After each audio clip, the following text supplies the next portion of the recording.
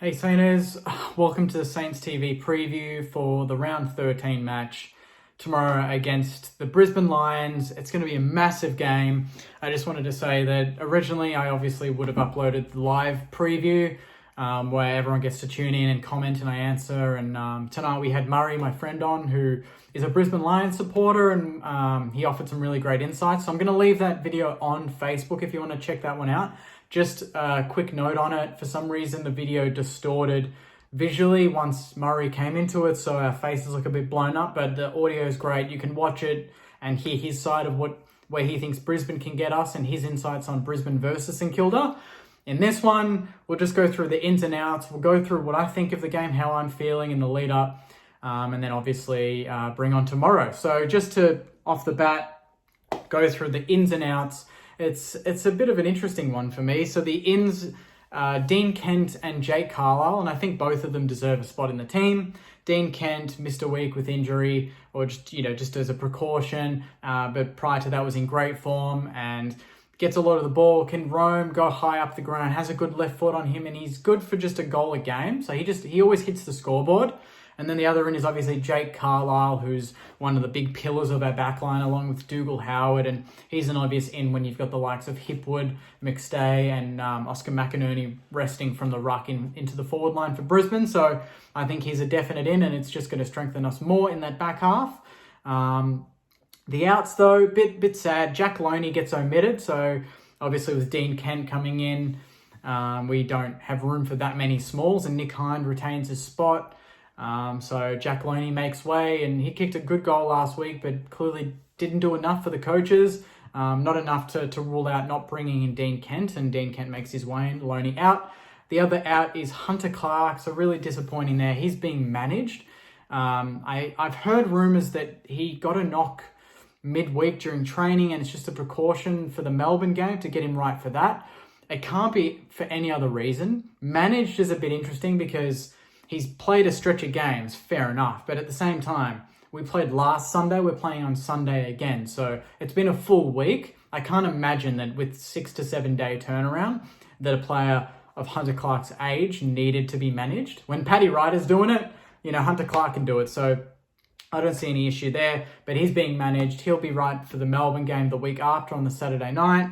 But that's a bit of a letdown for us because he's been in such great form. He's been going through the midfield a bit more lately and been doing a great job, but he's also, as we know, very effective on the halfback flank in terms of his rebound on his left foot, his right foot, and the way that he can just slow down time, manage the ball and make a good decision when there are so many players around him. Not many players in our team have that skill, and I'm hopeful that we find a few more tomorrow that can do it because it's going to be a big part of us breaking down the press that Brisbane put on. They're very frenetic with their pressure, especially in the front half. Same with us, with the likes of Cameron there and McCarthy and Zorko and these sort of guys.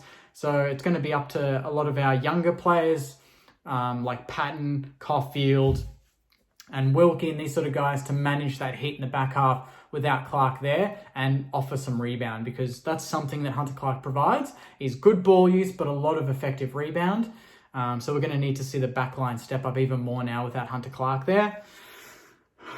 My feeling for the game is excitement. Now, we played Brisbane a year ago and we got spanked. I did a preview and a review with Murray, my Brisbane mate, at the game. He was obviously very happy. They beat us by 57 points, I think, around that mark. And I think Charlie Cameron kicked 5 or 6. Terrible day at the office. But if you look at the lineups from then until now, they're very different, at least for us. Brisbane, they've just kind of gotten better and better gradually, and their lineup's pretty similar, apart from 1 or 2 players. Our lineup is significantly different with at least 10 players that are no longer in this team from last year. So the team that Brisbane face tomorrow is a very different look St Kilda, and I think that that's something that's kind of caught a lot of teams off guard this year, is that a lot of teams come up against us and they think, we're playing St Kilda, yeah, they're better, but how much better? And then we shock them because we've got Brad Hill, we've got Zach Jones, we've got Max King, who was never there. We've got Dougal Howard, who wasn't in the back line. Dan Butler, who's one of the best small forwards in the league this season. Paddy Ryder coming in and helping Rowan Marshall in the ruck. These are the sort of key posts that we've filled in the off-season that have boosted us from being a bottom 6 team to a potential top 4 team. And if we can win tomorrow, we regain that top 4 spot from Geelong or West Coast momentarily, and then we go to play Melbourne. So this is a massive game. Because if we pull this off, we would have beaten 2 of the top 4 on the ladder currently, which would be massive, massive confidence for our team. And I think it's going to be a test of our backline because Brisbane are one of the top teams for getting the ball inside 50. But what I think is going to hurt Brisbane and where I think we can get them is their inefficiency. And now I know a lot of people are probably thinking, Jake, don't say that because, now suddenly Brisbane are going to kick straight tomorrow and take their chances, and it's going to be because of you that we have that sort of bad luck turn on us. I think that because of our accuracy, it's going to be massive that if our backline holds up, even if we have less inside 50s, which is likely because Brisbane get it in there a lot more than us, it's massive that if our backline holds up, that when we go down the other end, we don't just bomb. We play effective football. I think last week even Essendon potentially might have had more inside 50s than us, but we won the game by 35 points. Against Port, I think Port had more inside 50s. Against Adelaide, I think they had more. I think only the Sydney game recently was a game where we dominated the inside 50s as well as the scoreboard.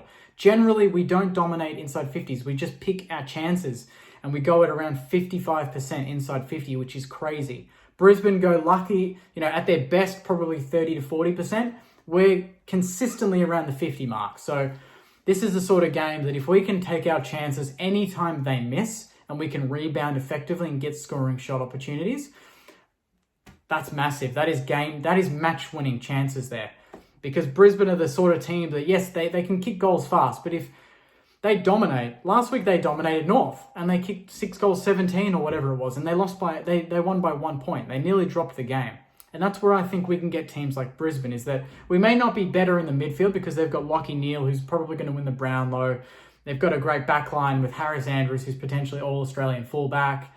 And then a forward line that's got Charlie Cameron, who's All-Australian small pocket, forward pocket last season. They've got a lot of good players, but where I think we can get them is consistency, which is surprising because that's one label you wouldn't put on a St Kilda team recently is consistent, but I think generally going forward and being effective inside 50 has been one thing from this season, apart from winning, that has been a new thing for Saints fans, and it's been something that's been there every week. So even if they are, get us inside 50s, 30 to 60, if we can kick half of that, that's 15 scoring shots of the 30. And if they don't, then we get them. I think that's one thing we've got going for us. The other thing is the 2 rucks.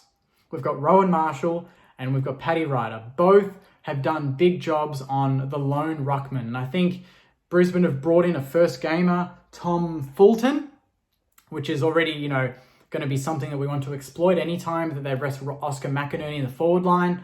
Put Paddy Ryder in there and make him, get him to show the first gamer a few tricks, and I think that's the spells in the game. Anytime Oscar McInerney's not in the ruck, that's where we can get on top in the midfield, because this is a game that no doubt is going to be won in the midfield.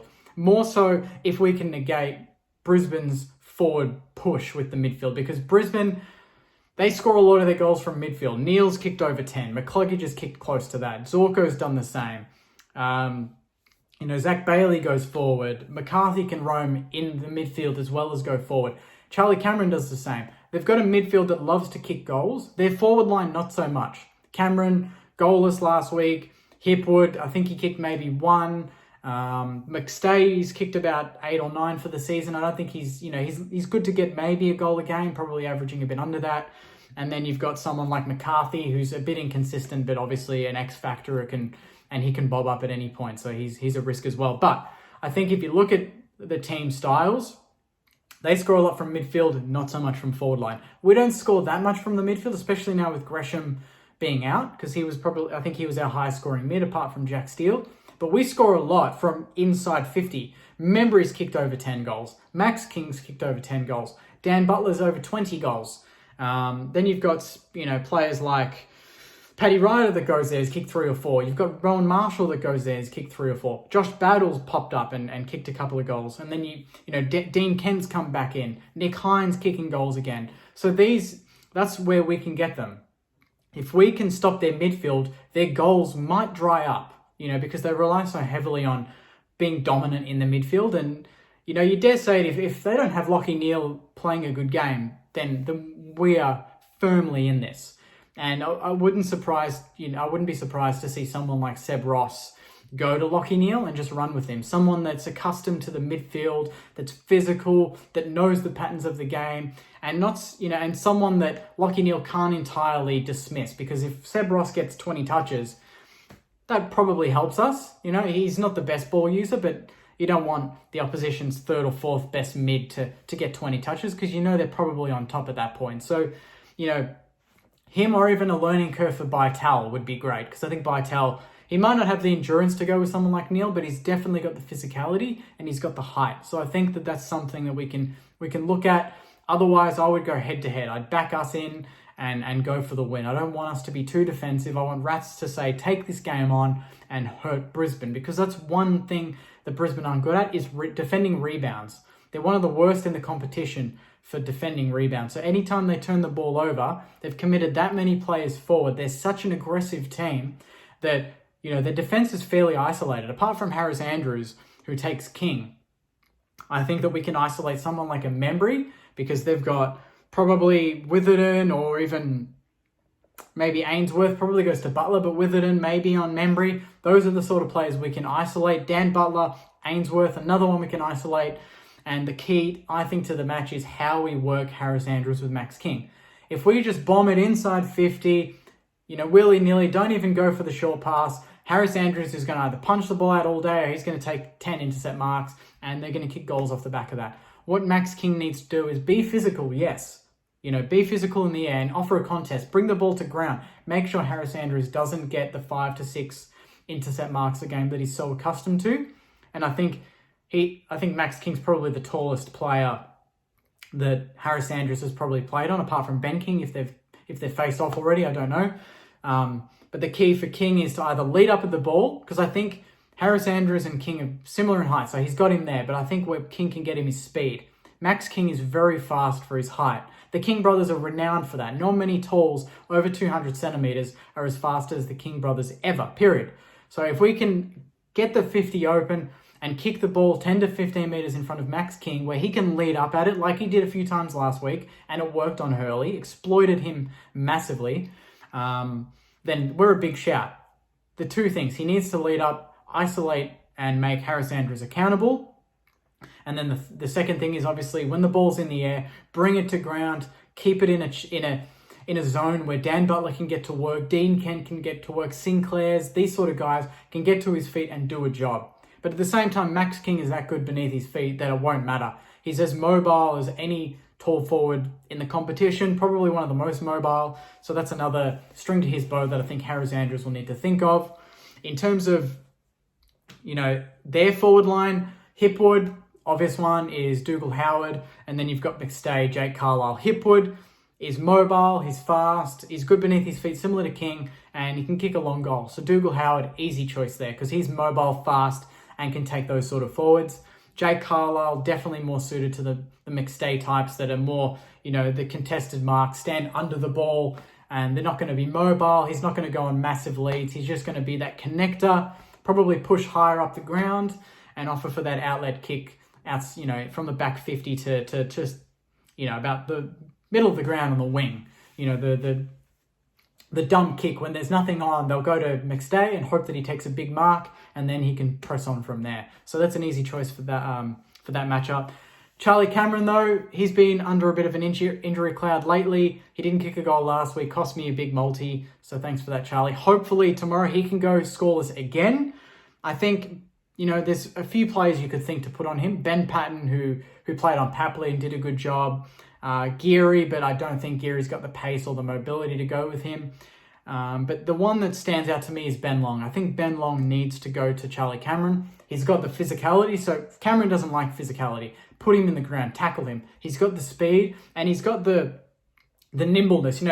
Charlie Cameron's a trickster. He wants to get the ball. He likes to move his hips and dodge and take on plays, use his pace and be a smart ass and kick goals and let his opposition know about it. You want to put someone that doesn't take that shit on him, and I think that someone is Ben Long. I think Ben Long will be up for this game. It's a big game for the Indigenous players. It'd be great to see them both go head to head, and I think Ben Long is the sort of player that would absolutely thrive taking on a big task like this, because he hasn't really been given these sort of tasks before. We've seen Patton do it. We've seen Caulfield have big roles. Geary obviously has done it many times, but it'd be great to put the faith into Ben Long, because I think he's probably skills-wise and physicality-wise the most suited to that role. And if he can do a job on Cameron, that will go a long way to winning this game. So, both teams come into this in fairly good form. Brisbane got over the line against North, but it's hard to judge if it was Brisbane just taking the foot off the gas in that game and coasting, or North playing a really good game, or Brisbane just being a bit down. For us, it's the perfect preparation. We've had a week off. We had a smooth win against Essendon where we cruised pretty much after half-time, put the queue in a rack and really just saw the game out, which I think was really smart. We didn't need to go for a big win and risk injuries and risk fatigue. We just got the distance. We kept it over 5 goals for the majority of the game, and it was a really professional and mature win from the boys, and that's the best way I think I can describe it. Is we didn't do anything crazy last week, but we got the job done, and we can focus on tomorrow, because tomorrow is a massive opportunity, not only for us, or pretty much only for us, to get a top 4 berth. If we win this, we go back into the top 4.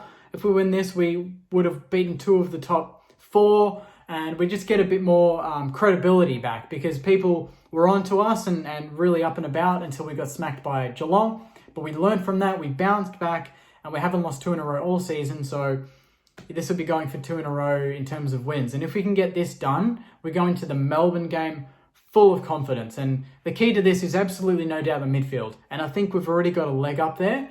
If we can't beat them with the actual midfielders on paper, because they've got Neil, they've got Zorko, McCluggage, Lyons, they've got a very good midfield, one of the best.